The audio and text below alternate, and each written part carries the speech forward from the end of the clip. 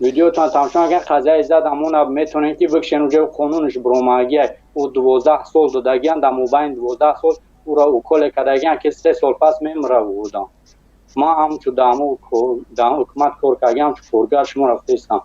پروتکل هم میتاند میگن تو چیکار میکنی اکثر خودت میسپوری یا یکی جای میسپوری چیکار میکنی پروتکل ابزما مگرم برام یگون مردم کم بغل اب قفم بگیرم پروتکل کنمش بگیرم یگون جریمهش کنم ما همین سبب وجدان نواردش ما مدت 3 سال کار کردم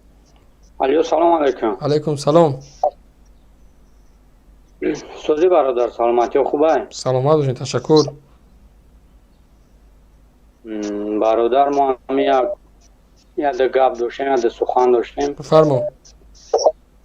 برادر ما خودم در حکومت تاجیکستان 3 سال کار کردگیم خب همین مدت 3 سال کار کردم در حکومت تاجیکستان گپ پروستش در جانم آوردن رساندن روز گپ پتی اویلا زن و کودک فرزند گرفته با مسکو اومدیم این 4 نفری که در بالا صحبت کرد گفت که وطن آباد است یکم چه گفتنی هست در بالاشون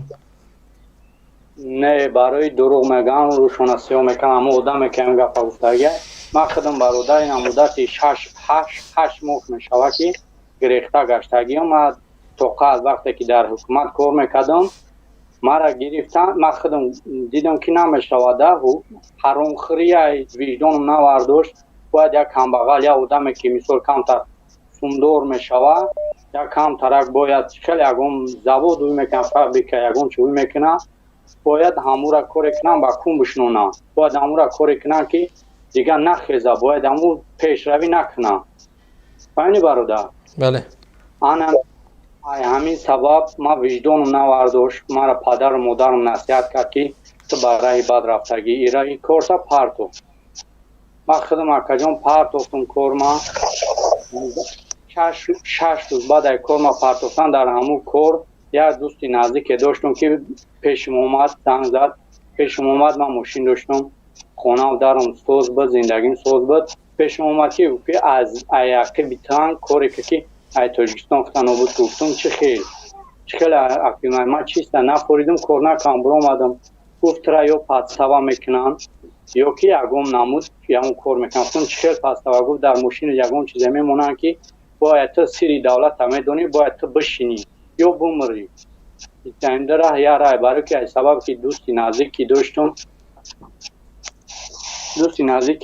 با من هم خیلی فهمون من گرفتم و مسکن و ماشینی که در 50,000 میستود در 30,000 فروختم ولی گرفتم 12,500 سامان در مسکن پردم اومدم خونه اویلا را گام دادم بله یعنی مهاجرت شما مجبوری بود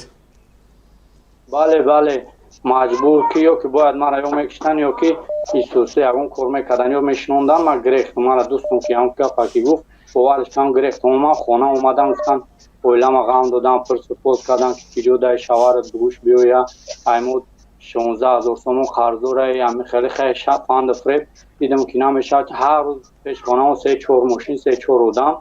و نشید همون سومای موندگی ماشین افتون بلد بگیریم خونه را محکم کنیم کلی تمسوید بسپریم پریم بیایم بلد گرفتم خطیب گودرچم اینا مسکو اومدیم نمرو ما یافتن ما مسکو زنگ زدم بخیز بیا اینا نمرو را علیش کردیم اینا وحوزی در یک جای هستم نه کور کام میتونم نه مثال میگم پاتین کنم نه گرچه کنم چریز پاتین میومن نم فامیلیا را ایواز کنم نه میتونم چیکار کنم من خونه داشتم او خورده و روتونه در شیرک خورده نمیشه اونجا کار ببرم میگه پاتین دوری پاتین کنم مرا چیز پاتین میدونم که میام ما خودم که کار کردیم که میدونم که مرا جوش نمیزنن ایجا پاسپورت سامیان بور میکنن میگیرن میبرن که تصویری دولت همه دونی درباره قضیه زد امون شما گفتین همه شما را دو جا گوش میکنن همین ویدیوتون تماشا میکنن ویدیوتون تماشا اگر قضیه زد امون میتونین که بکشین اونجا قانونش بروماگی او 12 سال دادگیان در مبین 12 سال او را اوکل کردگیان که 3 سال پس میمره بودم ما هم تو دامو حکومت کار کردیم تو کارگاه شما رفتم 3 سال نگذشته و اون انسان میمره دوروک اوکلش کردگیان مهاجرت دشوار است برادر از نظر شما سخت است یا که میتونی کمی چیه که ما جای خوب ندارم اینجا رحمت به مردم توجیکی کم کم دستگیری میکنن جای کار میره جای کار میگه که پاتیم ما بکنم از ما میوان ما فالگون گریخته گشته سمایی کارته با کارته میگن که فلان توجیک رفت اینجا جای خوبش خولش لگه بو بخید اونجا برا اینجا همینجا گفتی گپود نمیدون روز ما چه روز دارم واقعا این احوال توجیک است مثل شما ده ها صدها هزارها نفر است بدون حجت مشکلات های سیاسی داره به پولی است اما همین یک گروه خورد که ما میبینیم انشاءات بلنده انشاءات بلند بود جای کار نبود که بیرون در مقامات کار نمیکردن میرفتیم در یک انشاءات کار میکردیم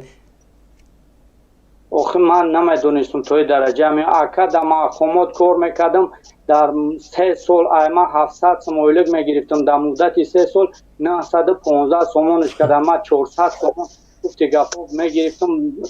چی گرفتم کردیت گرفتم 14 سومون 400 سومون ما هر ماه میدادم ما در دست خودم همین 400 سومون دیگه ما رفلی میکردم با ما هر روز کازارما میگفتن هر روز به خیلیش دیگه ساعت 2 شب یک شب پراورکش دیگه کازارماش دیگه بخیر رفلی که یا که اولا تبخان یا سر فرما که یگون بو دنیا را دوجا کماندیر زبوده تو سر ده کماندیر روتای گفتی گفت کماندیر باتالون هر یک آدمی بود